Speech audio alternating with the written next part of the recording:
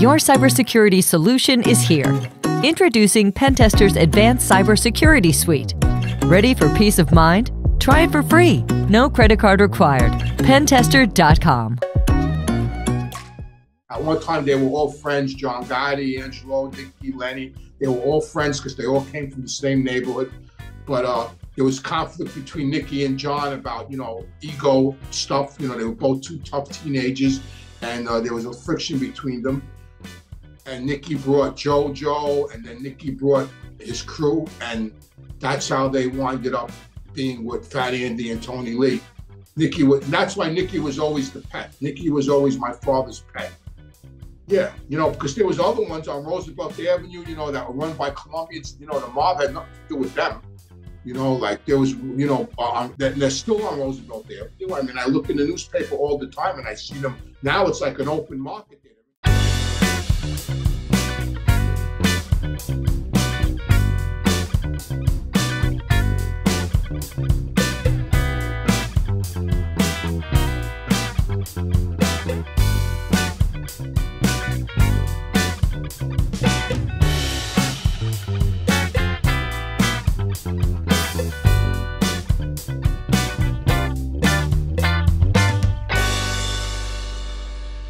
.345. Thanks for the response. My name is Ed.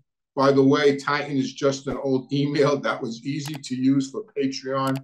Would love to hear some stuff about the early days of Lenny DiMaria, Nicky, and JoJo Corazza when they first started hanging out with you and your father. Also, any plans for an in-person sit-down with Michael Franzese? That would be a killer. Michael's a really busy guy. I always, I speak to him, we text quite often. But there's definitely things in the works for the future between Michael and I. We'll keep you posted on that. As far as Lenny, Nicky, and JoJo go, so that's a good question because they're a lot older. They're like 12 years older than me, 12, 13 years older than me. So when they first started hanging out with my father, when they were at like 21, 22, 20, I was 10.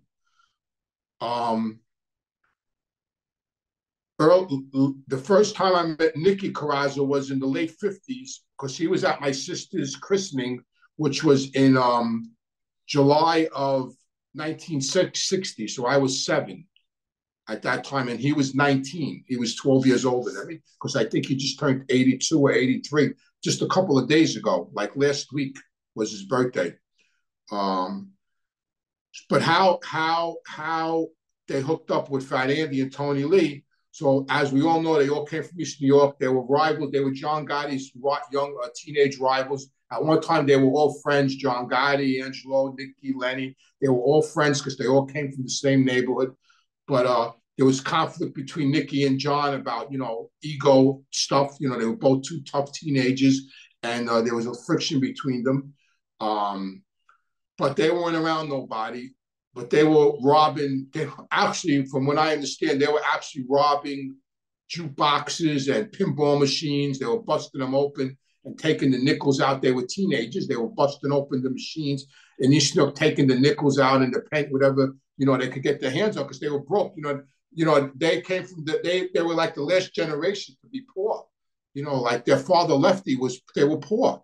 He had 4 kids, 4 sons, Lenny, they all came from East New York. They were poor, and they were bad kids, wild kids, and they were doing what they were doing. And my father got wind of it, and Mikey Gal, Tony Lee's brother, knew Nicky because Nicky's father was this guy Lefty, who grew up in East New York, whoever he knew.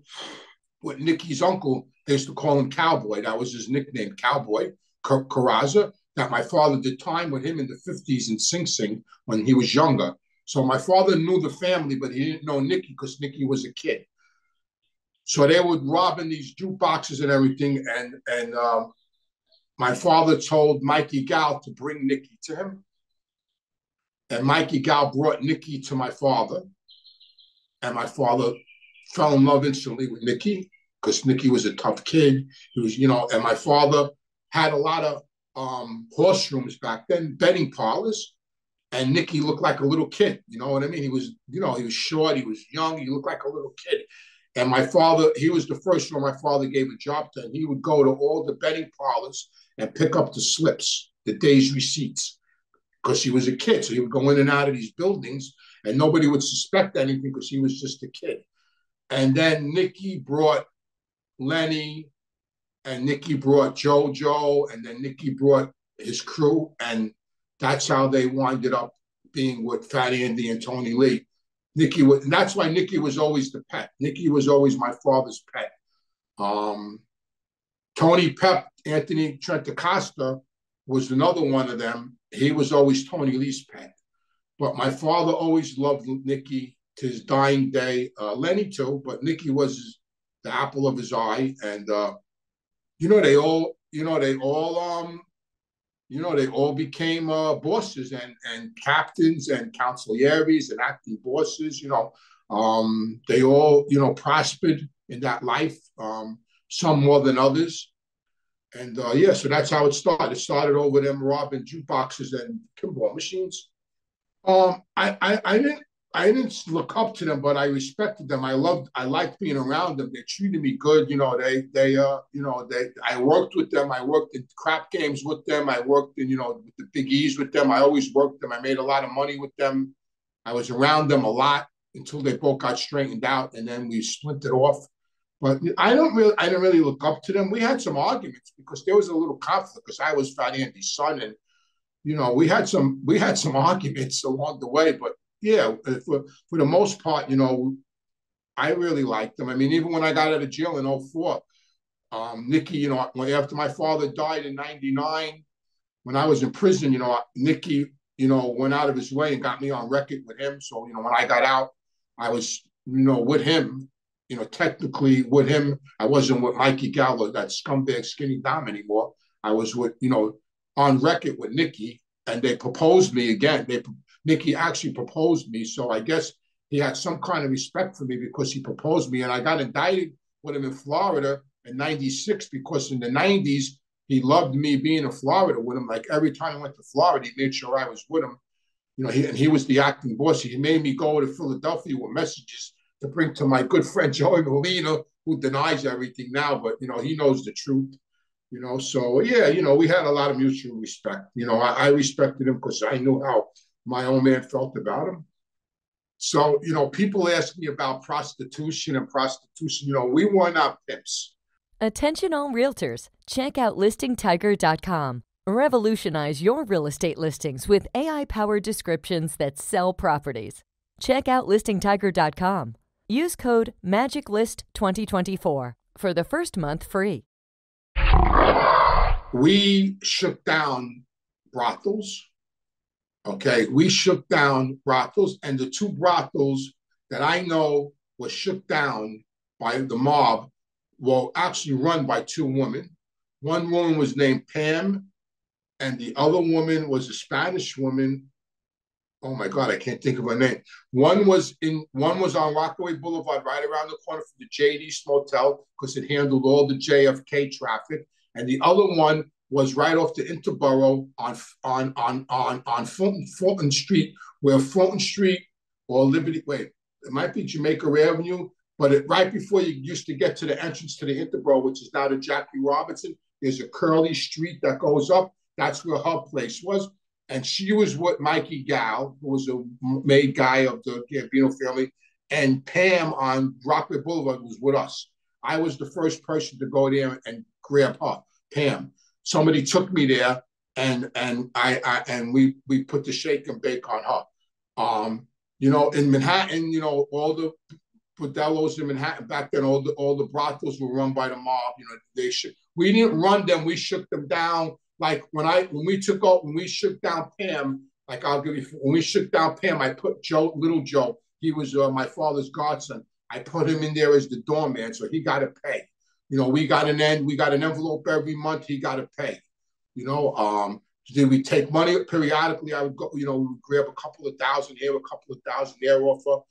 So that's what the mob did. But they didn't set up, to my knowledge anyway, the people I was around. I can't speak for every crew in the 5 boroughs, but I know how we operated. We would shake them down like any other business. You know, we would shake them down and or either they're going to conform or, you know, they're going to have to shut down because we're going to cause them headaches and they're not going to be able to operate in these neighborhoods because they were in our neighborhoods. So, yeah, you know, because there was other ones on Roosevelt Avenue, you know, that were run by Colombians. You know, the mob had nothing to do with them. You know, like there was, you know, they're still on Roosevelt Avenue. I mean, I look in the newspaper all the time and I see them. Now it's like an open market there. They're in the street. It's like it's legal. But, you know, we never set up bordellos or, you know, got the girls to go in there. You know, we would shake down established ones. And the Russians, I know in the 90s, before I went to prison, the Italian mob had all the strip joints. Basically, all the strip joints in Manhattan were mob controlled by the Italian mob, but the Russian mob controlled the dancers. They ran the dancers. Like they would bring the dancers to all the strip joints. They had like a business, you know, so the Italian mob had the club and the Russian mob had the dances, and that's how that operated in the 90s. So I want to take a moment. I want to wish everybody a healthy, happy, and blessed Easter Sunday tomorrow. You know, let's all resurrect into a new life. You know, maybe this next year things will get back to normal. We have a big election coming up in November. So let's hopefully that it goes the right way. And everybody enjoy the day tomorrow. Enjoy your family. And thanks for, you know, subscribing to my channel and being a Patreon member. I really appreciate it. Thank you.